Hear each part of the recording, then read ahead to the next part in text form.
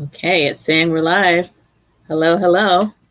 So I'm Depelsham Magruder, founder of MOBB United. We're going to have a back to school conversation tonight, but before we get into it, I'm just going to give people a few minutes to join. I need to do a bit of tech stuff. Beth is usually here to help me with this, but I am on my own. So just give me a few minutes to make sure we're live on all the platforms.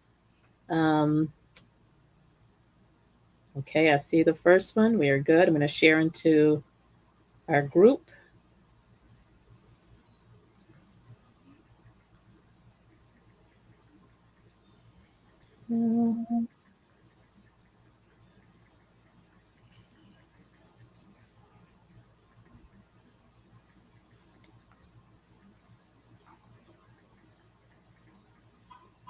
Just stand by and encourage people to join. We're going to be starting shortly.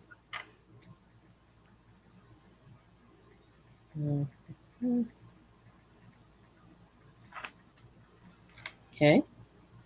Let me check the other platform. Uh,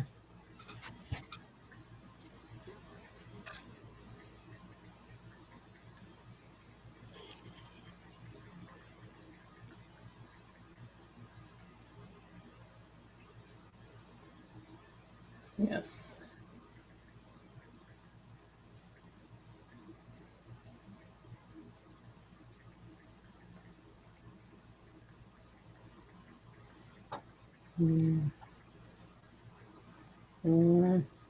Typing as fast as I can. Just stand by. We have our guests waiting. Okay. Got that one. Now let me just check one more place to make sure we are good.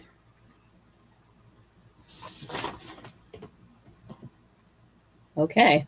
Looks like we're live, Kumari, across all platforms. So welcome everyone. Share this stream, encourage other people to join.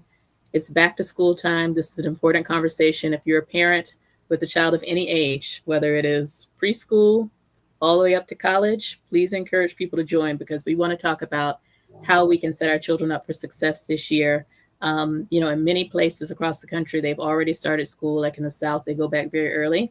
Here in New York, we go back after Labor Day. So the first day of school is actually next week. We haven't started yet, which I prefer. I think it's a much more reasonable schedule and much more comfortable. You have the whole summer to enjoy. September hits, the fall seems like it's the right time to go back to school. So I appreciate the schedule. But despite appreciating the schedule, I am not ready. I'm not ready for back to school. It's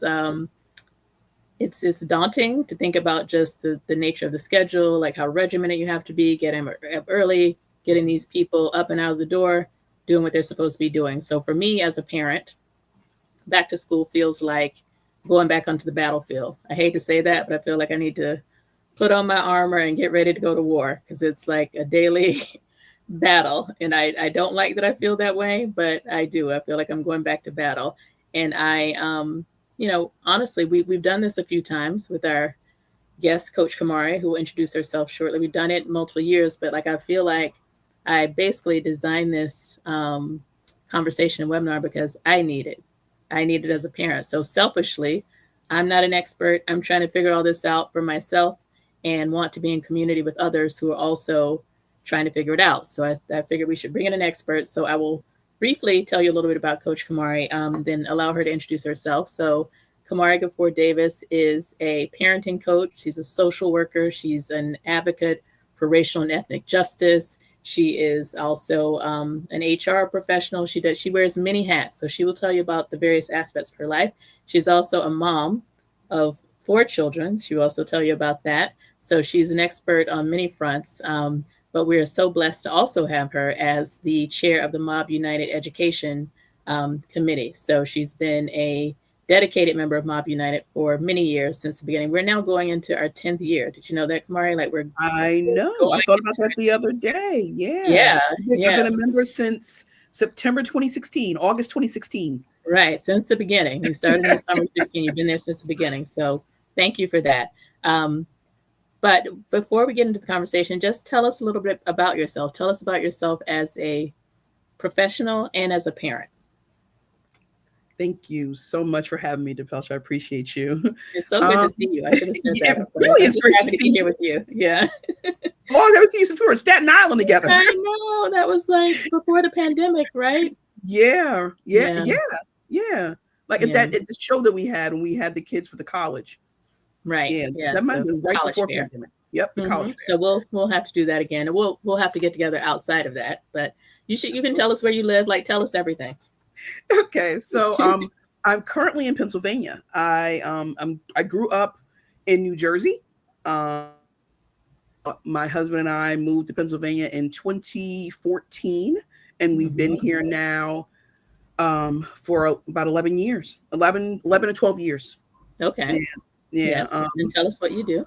Yeah, I'm currently working for the mayor of Allentown doing people and culture.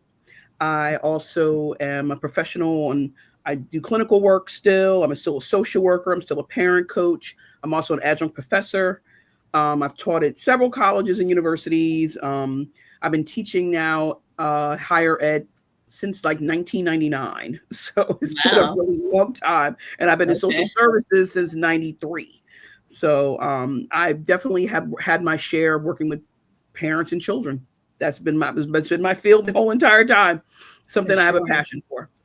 Yeah, and Yes, I and tell us about yourself as a parent, about your kids. so I we currently have well, not currently, but we have four children. We have four boys.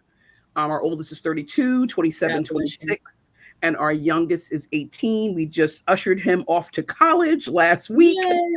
He just started his first classes on Monday, and we're now Yeah, empty nesters. you And did it. yeah, Congratulations. I can't even yeah. imagine what it feels like. So Uh, congratulations. Seriously. Like everybody's like, are you crying? I'm Yes. like, nope, not yet. You're like, no, you're crying tears of joy, right? I do miss my road dog because I do miss the Yeah. fact that he used to hang out with me all the time. It was always under my arm with like ragging everywhere I went. But we're also right now awaiting to become grandparents in October. Our Wow. first That's amazing. Yes. and our oldest son and his wife are having a set of twins. Yes. And I And had the pleasure of speaking with him yesterday because he is a fully grown adult with a profession and professional questions and aspirations. So we had a very mature conversation yesterday and he shared the news with me. I was so excited. yes, yes, I'm I'm very so happy proud for of them. him. And I met him and his then, I don't know if she was even his fiance then or his girlfriend at the Wasn't time. even his girlfriend then. Yeah, it was Right. just his girlfriend then. Yep. Yep. So I blessed the union. I liked her then. So Yeah. congratulations on that. So thank you. So let's get into the conversation. I just want to start with a broad question. Like kids are either starting school or have already started, but it's still early in the school year. So Mhm. what advice do you have on how to make sure your child gets off to a strong start? Because I know that's so important. Like if you don't start with strong momentum and you get behind, it's hard. And the work only gets harder as the year goes on. So it's important, I think, to get off to a running start and show up strong in the beginning, and not just academically, but just however you want to answer it. What do you think we need to do to make sure our children get off to a strong start? Yeah, I think that setting them up for success definitely starts and begins with, having conversations, getting to bed earlier before school starts, right? Preparing them to, get themselves back into the mindset of going to school, right? Because the reality is, summertime, you probably went to bed late, you hung out, you watched Yes. TV all night, played video games, right? So, Mm-hmm. just starting to prepare and start having a routine, right? I know parents who have younger kids might have had a routine towards the end of the summer just to get them used to it. Mm-hmm. But I think that all kids of every age should start to have a routine. I know even my own and the one that was in college, he went to bed early the last couple of days before school started, right? So Mm-hmm. just getting into a routine, having conversations with them about, what the expectation is for the year, maybe even ask them what their goals are. I think that's something that parents don't always do, but have a good conversation with your kids about what their goals are for the year. Because I don't know if Yeah. kids even think about that. Like they don't even realize, like in fifth grade, like, well, I didn't do so good in fourth grade. I want to do better in fifth grade, or having a conversation around what things you want to be involved in for the school Yeah. year. Yeah. So just kind of having the expectation conversation is really good. If you have multiple children, maybe have a little bit of time with them separately from each other. I know Mm-hmm. sometimes that's hard for some parents, especially if you're a single mom, but or a single dad. But I know even as a single mom, when my oldest was younger, we would have like special days and we would like spend a couple hours together by ourselves, right? So Mm-hmm. it's just important for kids to know that they have that one-on-one time with parents. Yeah. Yeah, that sounds important. So far I'm failing. We have not done the routine. No. So far, no good. I get an X -1 on the first one. But I have a few days. Let's see, what is You have a today? couple days. Okay, yeah, I have like 5 days to get it together. And I will do the one-on-one for sure. I plan to do that. But the routine, not going so well. Up all times of night, Yeah. sleeping all day. So we'll get on it though. Yeah. What are some of the stumbling blocks you see that children face in getting off to a strong start? Yeah. Um, a lot of what I found is that kids are really struggling with social media, right? And kids are also struggling with anxiety. Like I Hmm. even had a conversation just earlier with our youngest about the fact that he's having different anxieties now, right? I mean, he not only is he juggling, okay, I've got to do my schoolwork, he also has to juggle the fact that he's now in an environment that's not normal, that's not regular, that's not something that Right. he's always Yeah, that's had. a lot. Yeah, the So college just yeah, transition for sure. right, right. And then even Mhm. kids going from fifth to sixth or, eighth to ninth, just making sure Right. you're Yeah. having conversations around those anxieties because sometimes kids don't even realize they're worried about what's going to happen when they get there. Like I have a friend who has two daughters and like the first day of, I think her younger daughter's in sixth grade. And the first day it was like, girls were like, you're doing the most. Like, what's with your hair? She's just like, Oh no. because girls can be Oh sometimes yeah. I've cruel, heard right? girls are mean. Yeah.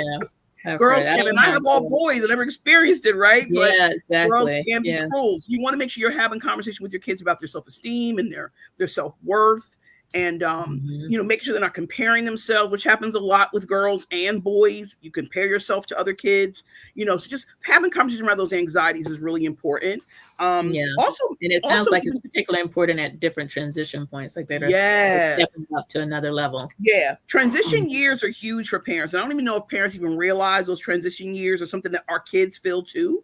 So like, Mhm. like even if it's like, they're going to learn multiplication this year, that's a transition, right? So we want to make sure that we're talking with our kids about those things so they can kind of like get ahead of the anxiety, right? Like Mhm. what you expect, what you Yeah. possibly could see, right? Like I remember having conversations with my kids before they went to high school, and I had blatant conversation. Look, you're going to see drugs. You're going to see people who want to have sex, like having those Right. conversations so that they're not shocked when they see it. Yeah. I'm laughing about something my son said. I'll tell you in a minute. But yeah.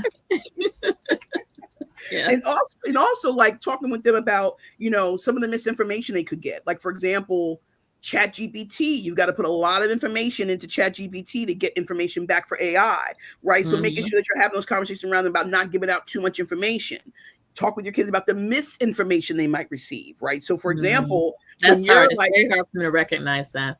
but you need to fact check, right? So Yes. if somebody Yes. tells you one thing, go fact check on two other social medias as well as some other platforms to make sure that the information is correct. Mhm. Because the reality is, sometimes as a college professor, students are always using AI for things, right? So Yes, for I'm sure. Yeah, we're gonna talk about that later. You're right. actually supposed to Mhm. use turn it in to make sure they're not, plagiarizing. But at the same Exactly. time, you know, a lot of times our kids don't even think about that. They don't even realize you should be putting this in your own language, your own Mhm. verbiage, right? So just having that conversation with your kids about ChatGPT, AI, misinformation, making sure they fact check, those things are also Mhm. important to have those conversations. Okay. No, Mhm. I was laughing when you mentioned some of the things they might encounter later, like Mhm. sex and drugs, because I've been trying to pressure my child to go to sleepaway camp, and Mhm. it's like I'm not going to sleepaway camp. I don't want to pretend to be homeless. I'll leave home for college. Like not trying to do it right. So I Oh. was talking about like maybe you want to try it. Mhm. Next year we were talking about this summer, and he said, "Mom, people are having sex at sleepaway camp." I was like, He's "Okay, not never lying. mind. You don't have to He- go. He's Never not mind. lying. You shut me down." I went to Christian sleepaway camp and they were having sex. Christian Oh sleepaway camp. my god. Yep. I remember that distinctively. Them catching kids underneath the bleachers and Oh underneath my the god. building. Yeah. Yeah. Yeah, I'm not ready. So maybe we'll go with his plan. So just continuing that, like I think, there is a lot of anxiety starting a Oh, yeah. school year. And I think Oh, part of it is there's just so much pressure on them. They feel so much yeah. pressure. Mhm. And they Mhm. also have a lot that they're juggling, right? So they're juggling the classwork, which Mhm. can be more than enough. They're juggling extracurricular activities. If you're involved Mhm. in sports, there's a Mhm. very intense schedule for that. That I just saw at my son's school, the theater auditions are the second week of school. If you want to be in the play, it's going to be, and that's like hours and hours of time. Like there's so many Yeah. things they're involved in. And it's hard. It's hard for adults, but it's hard for young people to figure out like how do you juggle all of this? Do Yeah. you have any tips on how they can learn to manage their time effectively and just Yeah. tools they can use? And even like what you were saying, like even to add to that, the social piece of it, right? So Yes, our yes. our kids, even though people try to act like, oh, I'm good, right? You hear that all the time, I'm good, right? They're Mm-hmm. still worried about being liked, right? And Mm-hmm. some kids more Yeah, than yeah, others, and what yeah. people are thinking about them. So we want to make sure that we're also talking with our kids about that, and just Mm-hmm. being mindful that they're still kids. As adults, it took a while for us to evolve too, right? It took a while for us to be like, okay, I'm good. I don't care about what people think about me. But as kids, they still do worry about stuff like that. Mm-hmm. And just having that conversation and dialogue with them around what that looks like for them, right? I remember my youngest used to be very worried when he was like I remember like fifth, sixth grade that he didn't have a friend group. And he would, and he'd be worried. I'm like, I get you want a friend group, but you do have friends, right? You have people Mm-hmm. that you get along with. And honestly, it wasn't that he wasn't liked. It was like people got on his nerves, right? So he realized very young he had a very, very low tolerance for people, right? So Okay. and his social battery would be spent because of all the drama. And when you're in sixth, seventh, eighth Right. grade, a lot of drama, right? So he would be like, they're too dramatic. I don't want to be around them. And they got too much stuff going on, so I don't be with them. But he wanted this friend group. And I would say to him, you realize that you may not get a friend group right now. You might get that Yeah. friend group in college, right? So Right, you right. might not And as long as you need a have whole a friend, I think it's important just to exact. have at least one actual friend, hopefully Yeah, more than one, but I think if yeah, you have yeah, one meaningful relationship with somebody yeah. you connect with and rely on, like that can go a long way. Right. And that's something that we would talk to him about because he was worried about this Hmm. friend group. When I was like, you do realize you have friends. You have friends at school. Like You have friends individual at friends. right. Yeah. You do have people that you get along with. They like you like them. You enjoy their Right. time and company. But this whole friend group that you're trying to have with all these people around you, Like you he may not wanted a even meet. crew. He wanted to have a crew because Right. yeah. He wanted Mhm. people that like each other because the friends that he liked, they might not like each other. Oh, okay. Yeah, that's complicated. Yes. So again, Yeah. it's like, letting kids know that it's okay, right? Because even if you see at school that all these girls around each other, all these guys around each other, to be honest with you, they might not even all like each other, right? Yeah. Then you also have to learn how to tolerate everybody's not going to like each other equally. Like maybe you Yeah. don't like everybody in the group the same. So you have Yeah. to learn how to tolerate difference and varying Hmm. degrees of likability. Yeah. Yeah. That's what I One remember about friend groups. I do too. And I remember like Hmm. the whole thing of you didn't might not have gotten along with one person, but you got along with somebody better. And just like how you're saying now. And when he got to high school, when he got to junior and senior year, he actually did have a friend group. And it actually went Hmm. during the summertime, they went to the beach together and things like that. Now he's found a group that they all like each other. But now he's That's left them good. because they're all going to college. Now now they're all in college now. Hopefully they'll So stay in touch. I want to yeah. go back to the time management Hmm. issue though, like in how I know a lot of children struggle with executive functioning, Oh like yes. organizing things. One thing that Organization. I love Hmm. about my son's school is in fifth and sixth grade, they actually had a class called, I think it was called Foundations, and it Hmm. taught them how to organize their lives. So how do you color Yeah. code your folders and label them? How do Yeah. you keep your Yeah. Google Drive organized in folders and make sure you're deleting your emails and checking your emails, those kind of things. Yeah. Um, but what would you say is helpful, like to help people, help young people Yeah. especially figure out how to manage all these various obligations and responsibilities in addition to the social pressure? Yeah. What's interesting is that unfortunately is public schools don't always teach that, right? I mean, Hmm. that is just Yeah. reality. Like you do have some schools like charters that'll push that. Private schools will push that, but sometimes public schools do not. And I know a lot of our parents have kids in public school. I remember even Yeah. my own kids going through public school, they did not teach them that. I remember my oldest Kamar learned that more when he got to private school, right? Ethan Mm. learned that more when he got to charter. So I mean, sometimes you Hmm. have to literally put it into their lives yourself if they're not learning it at school, and talk to Hmm. them about organization, putting things on calendars, having visuals, right? Like having a visual in front of you, like having a calendar on your desk as well as a calendar on your wall that has everything on it that's due, when things are, when the midpoint is if it's due, chunking if you need to do that, making sure your IEP is up to date, which a lot of parents do not do. You Mm-hmm. should be meeting with your schools like every 90 days. And a lot of times parents don't even realize that they haven't met with the school in a year. They haven't met with the school in 6 months. So making sure the IEPs are also up to date. Mm-hmm. Yeah. So all of that has to do with organization and keeping things in line, making sure that you have things on a calendar so that your kids can also have things in line and on the calendar. Yeah.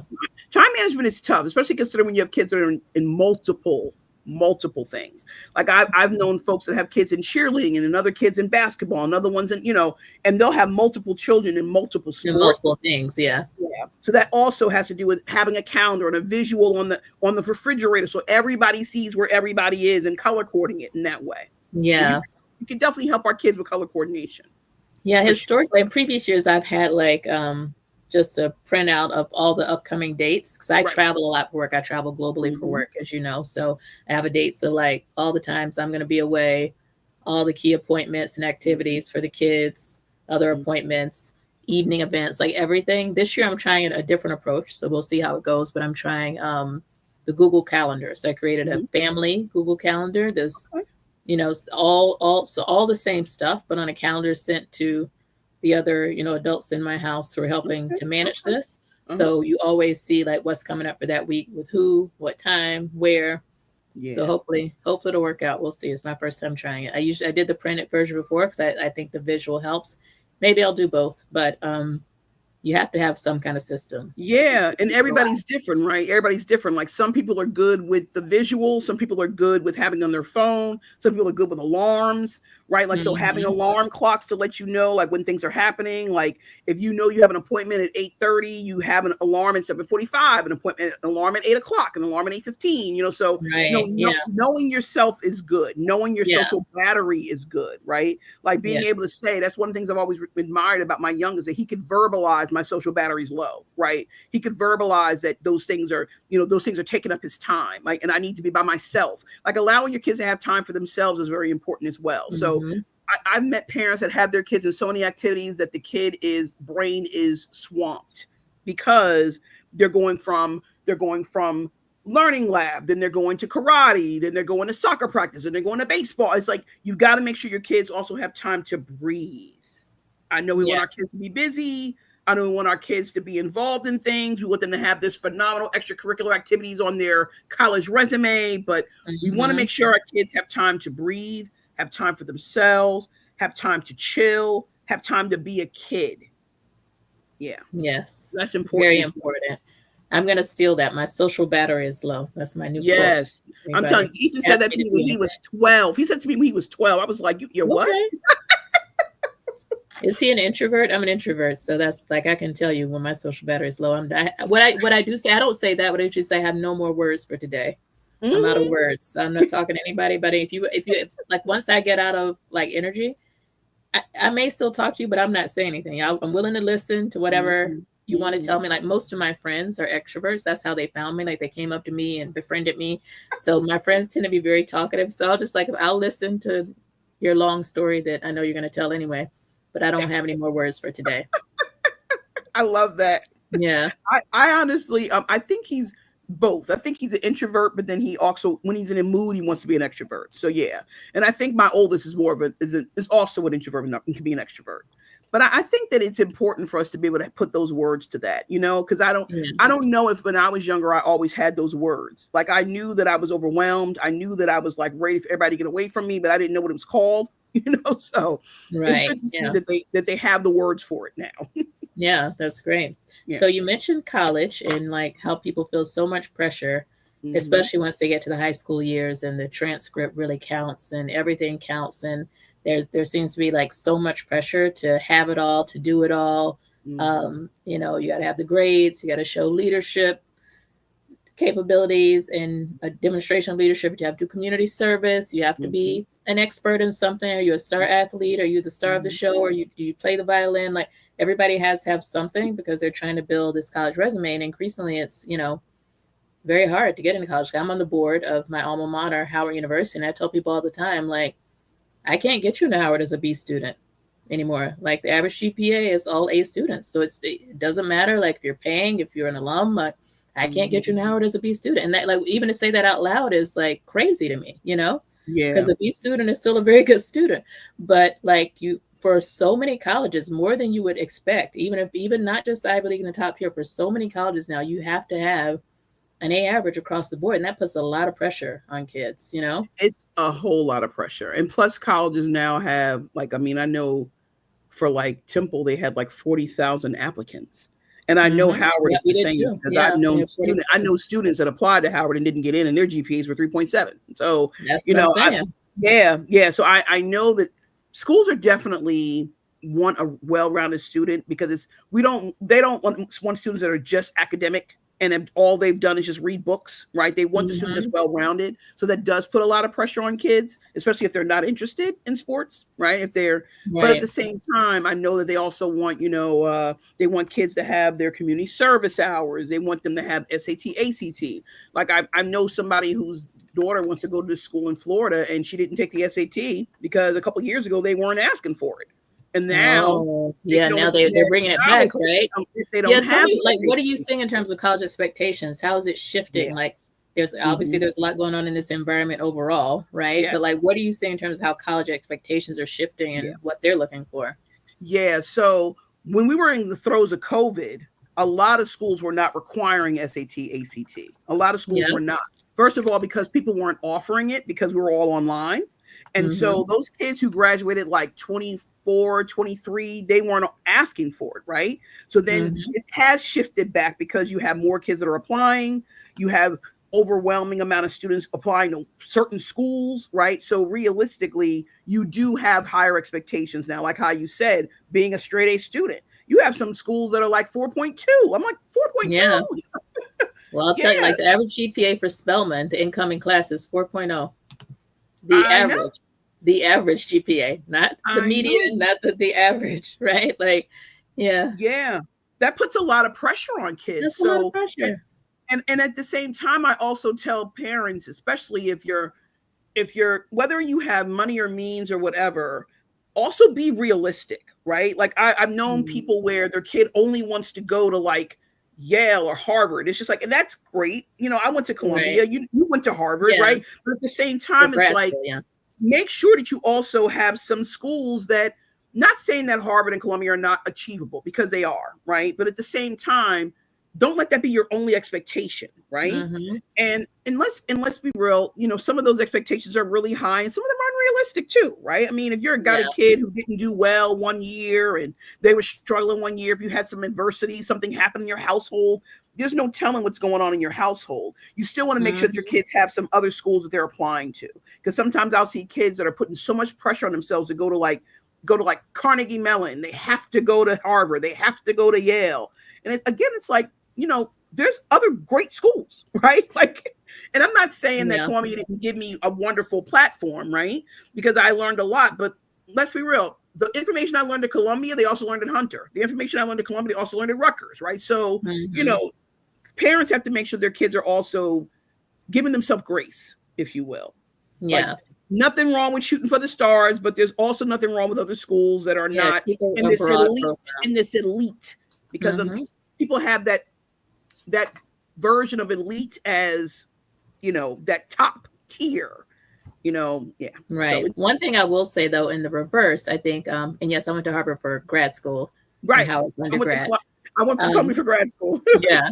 But one thing I will say, a lot of people think that the Ivy League is not accessible to them because of the cost. Hmm. And most of them now have made it so that if you are low income or even moderate income, Hmm. if you can get in, you can go. Like, I don't remember the thresholds, but it's something like Hmm. one threshold is like 80,000, then 120,000. I think there was an announcement recently at one of the schools up to 200,000.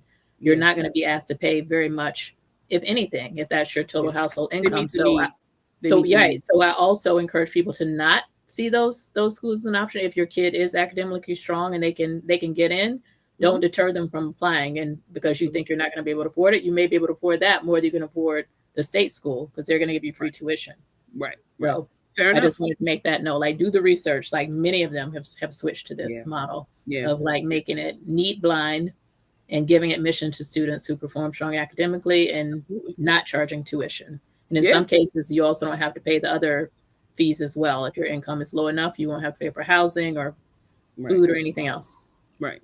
Fair enough. Fair enough. Yeah. So Good. since you just went through this, though, tell us about how can parents help to make sure their children are ready to transition to college? You know, like what do you do leading up to those years? You've been through it now a few times. But Yeah. if you're at that point where, you know, your child is a junior, senior, and you know they're going to have to live independently, like, you know, I'm thinking about this now. My eighth grader is downstairs cooking dinner right now. So clearly he's good on cooking, but we got to work on the cleaning. We got to work on the laundry. You know what I mean? Like, what Yeah. are the things you need to know as an independent adult, Yeah. and how can we as parents help to prepare them for that? Yeah. Like, kids should be able to self-regulate. That's also important, right? Because when you're sending them off to college, they're not there for all their needs, right? All their emotional Mm-hmm. needs. So that self-regulation is important too.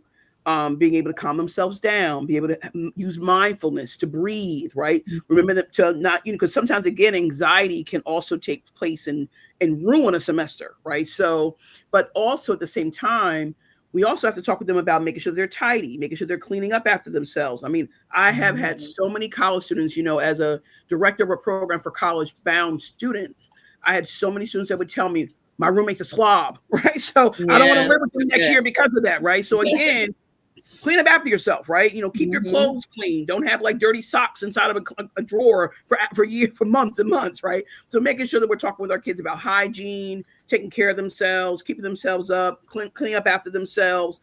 Like you shouldn't be able to open a drawer and find a peanut butter spoon. Oh boy, which we do here. Yeah, You never know exactly. what you're gonna find. Just those essentials, those things that we need. I recognize they may not be able to go downstairs and cook dinner for the whole family, but at the same, boiling water is important. Yeah. Being able to nourish yourself.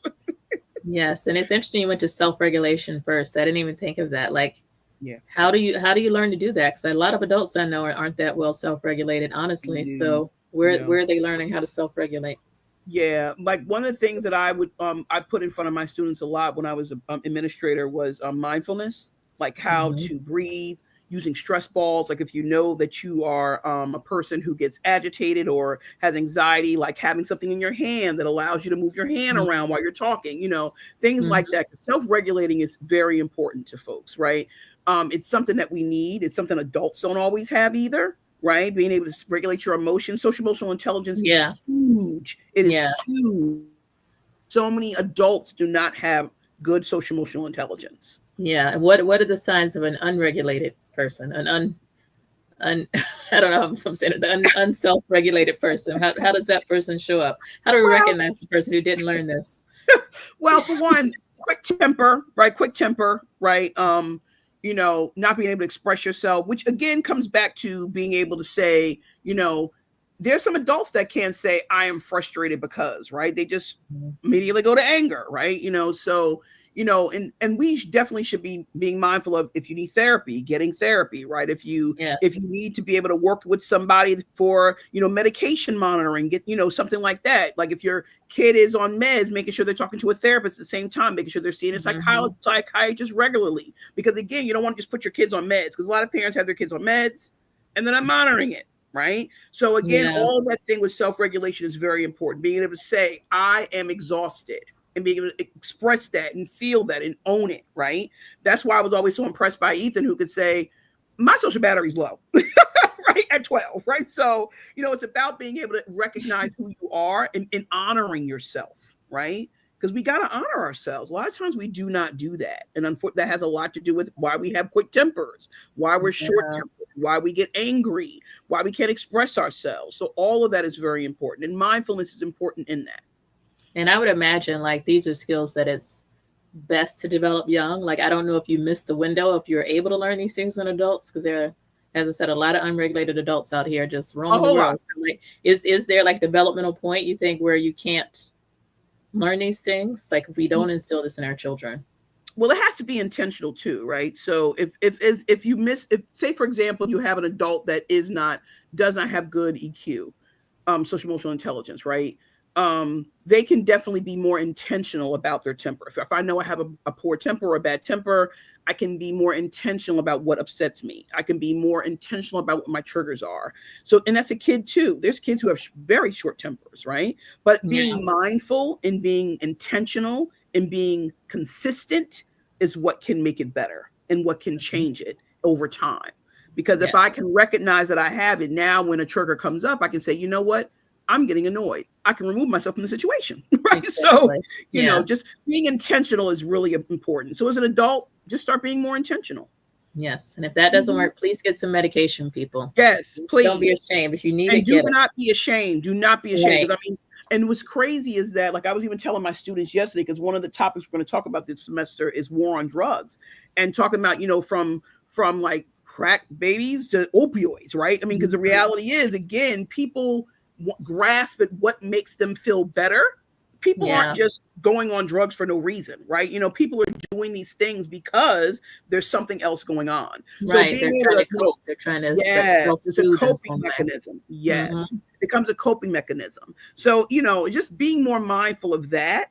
And like, if you need to be on meds, making sure someone's monitoring the meds, making sure you're telling someone if you're feeling some kind of way while you're on it. You shouldn't feel more Yes. anxious if you're on anxiety meds, right? So, yeah, For yeah. sure. So since we're on that topic, I know like I've heard that rates of anxiety and depression are rising with young people. Like it's something you hear about a lot. Anxiety, depression, suicide Mhm. attempts, all that is on the rise. Yeah, Tell me suicide like attempts in what it children of like color is on the rise. yeah, tell me like what you're seeing and hearing in that regard, and like how can we how do we spot the signs to know if our children Yeah, have like some of these conditions and need help? yeah. Yeah, it suicide rates are on the rise of children of color, because I don't remember when I was younger this many children of color taking their lives, which is, Hmm. it's been very high over the past couple years. And I Yeah. really do think it has a lot to do with, again, coping mechanisms. COVID did not help. The social isolation did not help during those years. Kids Hmm. definitely did not, it did not help them that they were always on their phones, always in front of the computer, not talking Yeah. to people, not engaged. And that definitely has set us back. Like I mentioned, students who graduated in like 22, 23, 24, they definitely were affected in high school by it. Kids were definitely affected in middle school, like mine was affected in middle school by it. So, I mean, we Hmm. definitely have to recognize that if our kid is with speaking up, if they're getting bullied, if things are happening to them in school, like if their teachers are, if they feel like they're being targeted by their teachers, you want to make sure that you're paying attention to all of those things. You have to Hmm. pay attention to your kids' behaviors. When our kids start to struggle, and I know I mentioned this on previous sessions that we've done for these for back to school. If your kid is struggling, after 6 months, they're going to find a way to deal. It may not be a healthy way.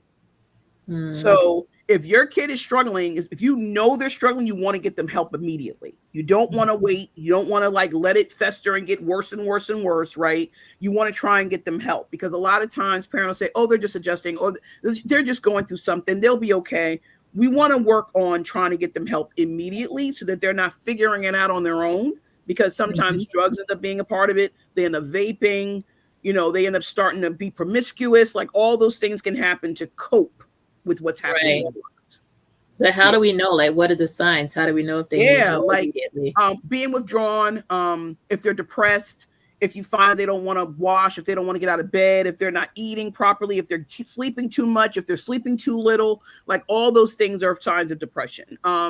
If Mhm. they their grades start to slip, and don't always think that because they have perfect grades they're fine. Parents have that misconception a lot. Oh, their grades are perfect, they're good. No, they could have very high anxiety with perfect grades. So we want to make sure we're also looking at the behaviors, the way that they react to things. Are they short tempered?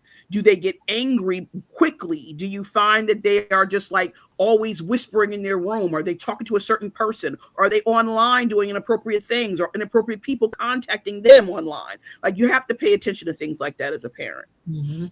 because our kids can definitely get pulled into horrible things online. Yeah.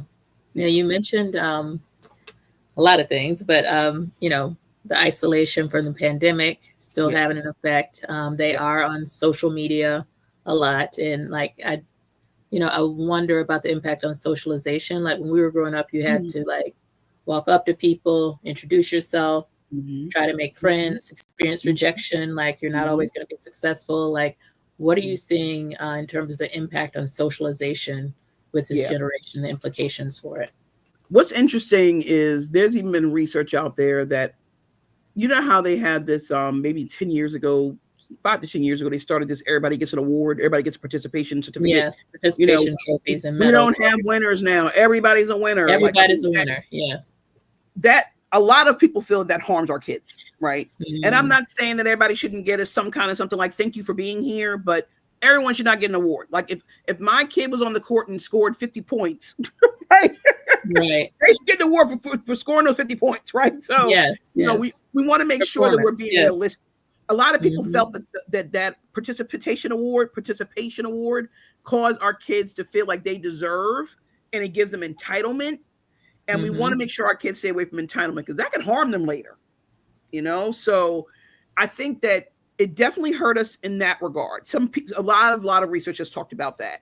It also has harmed our kids in terms of the socialization where please and thank you is not a thing all the time, right? You know, chivalry is not dead, right? Making sure that our kids can express who they are, advocate for themselves. Like, you know, Mhm. 5 minute elevator pitch is not bad, right? I mean, I know a lot of schools still do Mm. that.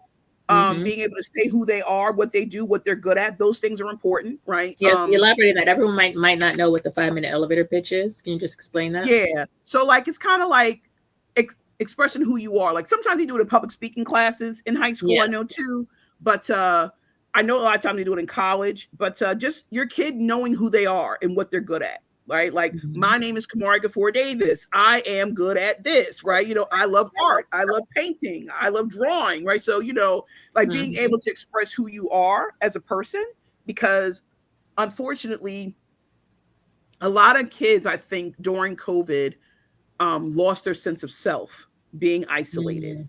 So we want to make sure that we're working on those skills.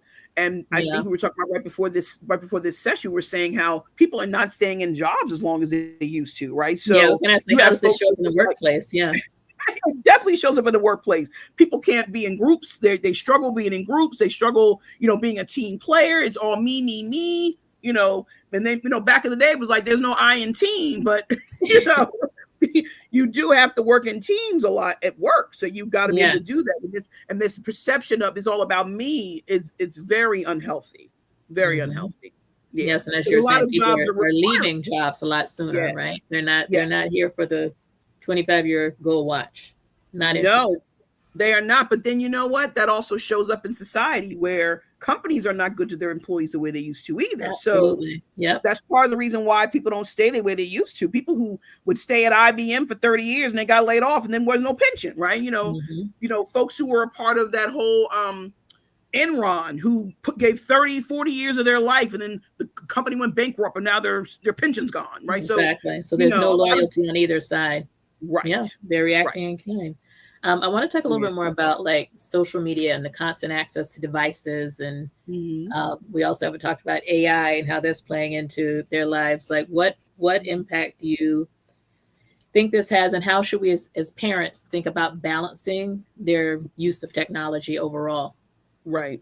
So as I mentioned earlier, making sure that if they're using AI and ChatGPT, they're watching how much information they put online because they can find you that way. I mean, I don't even know if you notice, like when you talk near your phone, if you talk Oh about a yeah, dress, you it will shows now up. get a bunch of Yeah, dresses show up on your phone because it's yeah. listening to everything you say. That is real, right? So we got to make sure that we're talking about what's happening in real life, right? Hmm. And then making sure that our kids are being mindful of that, right? So, if they're online and something pops up and it could be harmful, deleting it, not having it on their phone. Like I know parents that check their kids' phones once a week to make sure they're not doing anything, illegal or illicit, Hmm. right? So, I mean, I've known kids that mistakenly got involved with porn, right? So, Mm. because they just Yeah. happen to say something and next thing you know, they have something popping up on their phone. So again, we've got to make sure that we're talking to our kids about all these things because it's real. Right. And then they also have Hmm. friends that are involved in things. They have friends that are involved in drugs, friends who are having sex, friends who are promiscuous. We want to make sure we're having conversations with our kids constantly about what they're seeing, what they're viewing, what did you say? Talk about highs and lows for the day. That's something that parents can do, right? What was your Hmm. high? What was your low? What was something that scared you? Something that was a fear? Just having that dialogue is very important. But, when it comes to, all of this AI, ChatGPT, social media, TikTok, like, you can see your kids Yes. watching TikTok videos for 5 hours at a time, right? We need to encourage them to read more, right? And fact check. Because if you're looking at something on Yeah. TikTok that tells you one thing, go fact check it somewhere else and read about it so you can get more information and content. Yeah, I have to say, like, I would imagine it's very difficult for children because I find myself reading less. Like, I used to be a much more avid Yes. reader. I used to read like multiple, I'm still reading, but it's taking me much longer to get through one book. And part of the reason I'm on my phone scrolling through these silly videos. Like, there's so Right. much entertainment Right.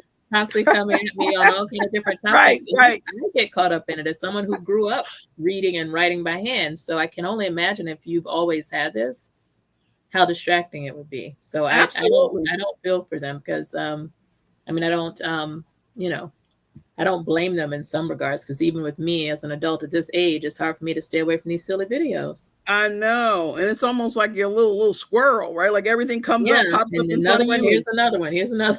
I've yep. started following this woman who's giving this very bad dating advice, but it's entertaining. So what? I don't even know where she came from and why she has a following, but like it's just entertaining. So I got now every time a new video comes up.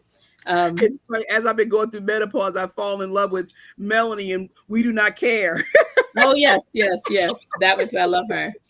The We Do Not Care Club. I love her. I joined the club online, but then I got out because the people in the club they were much more dark than she is. Like she's funny, Yes. but some of these things that people were sharing was like, oh no, we care about that. No, let's not go that far. So anyway, let's get back to the topic. So the last thing I want to talk about is advocacy, Mm-hmm. both as a parent and as Mm-hmm. the child. So one of the things I struggle with is that I'm sure many parents do is like figuring out when as a parent you need to get involved and Mm-hmm. advocate for your child versus letting them do it for themselves. They need to learn how to do it. I'll just give a simple example. Like last year, I remember early in the year, my son got like a 99 on a history quiz, right? It was some geography quiz about the states, which is great, 99. But when I looked at the point that was taken off, it was because the teacher said he misspelled Tennessee, except it wasn't misspelled. Like I checked multiple times. No, this is how you spell Tennessee. So I was like, you need to go back to her and tell her that you should get 100 because this is how Tennessee is spelled. And he was like, no, I don't want to do that. It's only like quizzes are only 5% of the total grade. And this is one of many quizzes. So it's like, that's not consequential. You know what I mean? Like, which mathematically is right. I was like, that's not the point. The point is you need to let her know you're watching, that you're not going to let any point slide. You know, like that's how I view it. Right. And he didn't do it. And he did say to 99 and it didn't really matter. Looks like we're having some trouble on Facebook. Okay, so if you hopefully people go over to YouTube if it's not on Facebook. And he didn't, and I let it go, and I decided it wasn't worth my chips to like fight over this one point. But in other situations, I would get involved. So that's just one example. But how can we as parents know, like, not know, because it's not a perfect science, but like what guidance did you give to parents on like when we should jump in and advocate versus encouraging them to handle the situation? Yeah. If there were several times that he was allowing things to slide, I might jump in then, right? Like, because again, we want them to have their own autonomy and we want to make sure that they can advocate for themselves. So that starts in the house, right? That starts in as parents, we should make sure that they can speak up for themselves in our homes, right? Being able to say, this is something that bothers me. This is something I'd like to do. Giving them that autonomy in the house is very important because when they leave our houses, and I tell parents all the time, you only have 17 summers. And that is so real. Yes. Right? So this last summer that I was with my Ethan, I was just like, this is my 17th summer. He turns 18 in August and he's going off to college, right? So, it's like, you have only 17 summers to get all this information in, to, push it all, give them everything they need so that when they go out into the world and they see all these things that was not in your house, they're not like, right? So, we want to make sure that we're having them advocate for themselves. Like sometimes as parents, we might want to ask them, how am I doing as a parent? Right. I mean, sometimes there's some parents that get scared about that question. Right. Right. I mean, I ask that. I definitely do that. Yeah. I've had some parents who are like, I'm scared to ask that. I had a mom that told me she was extremely scared to ask that question to her boys because she was scared what they were going to say. And when I told her to go do it anyway, she came back to me 30 minutes later and was crying in tears. And one of her sons told her, I can't talk to you because you're perfect. He didn't know. He was like, I've never seen you make a mistake. You don't talk about anything you've ever done wrong. All I see is things perfect in front of me. And he was like, and I don't trust you because it seems like your life is perfect. I've right? gotten that feedback too, because my son's always asking me, like, tell me about a time when you messed up on this and you did that. And Mhm. I'm not trying to be perfect. I just have a horrible memory. Like I don't remember. I don't remember in great details things that happened when I was 8 years Right, old and this thing right. happened in the seventh grade. I have a few memories, but like it's not that I'm trying to be evasive. I just don't remember life in that much detail. Yeah. And I barely Yeah. remember what happened 2 weeks ago. So, but I have gotten that feedback, like, you're so perfect. You did everything right. So how am I supposed to learn from you? Relate to you. Yeah. Mm-hmm. But, as parents, we also can talk about things that, we struggle with now, right? Like we want to make sure our kids know that it's okay not to be perfect. We want to make sure our Mm-hmm. kids know it's okay to make mistakes. We want them to give themselves grace, because at the end of the day, perfection is not real. It's just Right. not, right? So we want to make sure that they know they've got to give themselves grace. And I say that to my kids all the time. I say that to myself. Sometimes I say it to my husband, so we've got to make sure that we're giving ourselves grace, because life is going to kick you behind anyway. So why put so Yeah. much pressure on yourself? Yeah. And how do you think we can instill in them those self advocacy skills so that Yeah. they can speak up and stand up for themselves? It can start out with little things, right? It can start out with little things. Like, for example, they're in a friend group and the person is not being kind to them, and they can say, I'm not your friend because you're not nice to me, right? I mean, I Mhm. had a friend whose daughter, a little girl, cut her whole ponytail off. Oh no. That's what I'm Oh saying. Like, no. kids do Oh some no. bonkers things, some awful Oh things. no. So it's kind of like, you want to make sure your kid can advocate for themselves, and they won't let somebody cut their ponytail Yeah, off. no, yeah, exactly. Like, so you just sat there. No. Right, right. Because I'm mad at you for sitting there. So, Hmm. you want to make sure that we're having our kids advocate for themselves in little spaces, right? So, Right. with your siblings, with you, and it's not about being bold and poking their chest out. It's about being able to say, this is something I don't like, like having a Hmm. conversation around things you like, things you don't like, knowing your limitations and boundaries. That's a part of advocacy. If your kids don't have limitations and boundaries, they will let people walk all over them. So we want to make sure that they know themselves, and giving Yeah. them that self-worth, because self-worth will help them with that self-advocacy. Because if you have Hmm. insecurities and you don't trust yourself, that's going to cause you to have, you're not going to advocate for yourself if you don't trust yourself. So how do you Wow. trust yourself? How do you believe in who you are? How do you know who you are so you don't allow nonsense, right? So, and that happens a lot of times with kids too. Like, you'll see little kids getting bullied on the playground and they're like not saying, leave me alone, right? And so it's Right. really Yeah. little things start first, and then you build up to those things where they can advocate for themselves in the classroom. Because if they're not speaking up for themselves or friends, they're definitely not going to go to a teacher and say, you're mistreating me, right? So we want to make sure it starts with little things. And then if you That's have so to step great. in because it's gotten out of hand, you step in as a parent.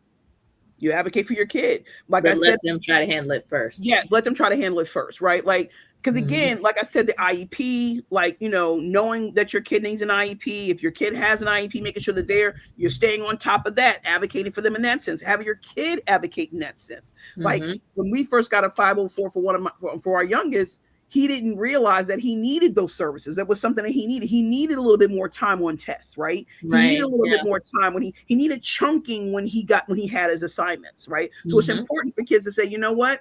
I need that chunking. I do need something so that I can do better in school. I need that, that little extra time on a test, because when I take tests, I get anxiety. So Hmm. little things like that can help them advocate for themselves. That's wonderful. So, Coach Kamari, thank you so much for this wonderful session. It's great being in conversation with you again. Yes, you too. Just in closing, is there anything else that you would like to share with our audience? Any Yeah. tips, perspectives?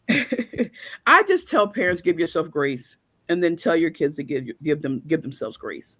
Because at the end of the day, like I said, like, life is going to kick our butts every single day. Life is going to kick our kids behinds every single day. Kids are going to be mean, kids are going to be nasty, school's going to be hard. Life is going to always have all kinds of turns. Give yourself grace. Because at the end of the day, if you're not giving yourself grace, who is? Yeah. Yes, we will try. It's hard. It is hard. Life is hard. Life be Yeah. life. Yes. On that note, we're going to wrap it up. Thank you so much for joining. I don't know what happened. We lost the Facebook streams at somewhere. So if anyone is watching this, please share if you're on YouTube so people can see the rest of the conversation. Or maybe it'll be like, what's that platform? Patreon will charge people for the Ah, last part, exclusive content.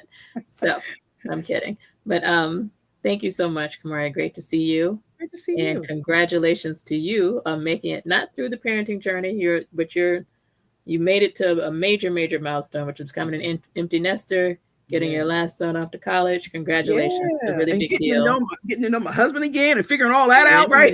Yeah. Yeah. We Yes. came into the relationship with 3 kids, so this is the first time we're by ourselves. Oh, wow. Okay. Yes. Well, enjoy that. And and we will talk to you soon. We're going to have you Have a back great to talk day, about some more everybody. topics. All right. Okay. You too. Bye-bye. All right. Bye bye.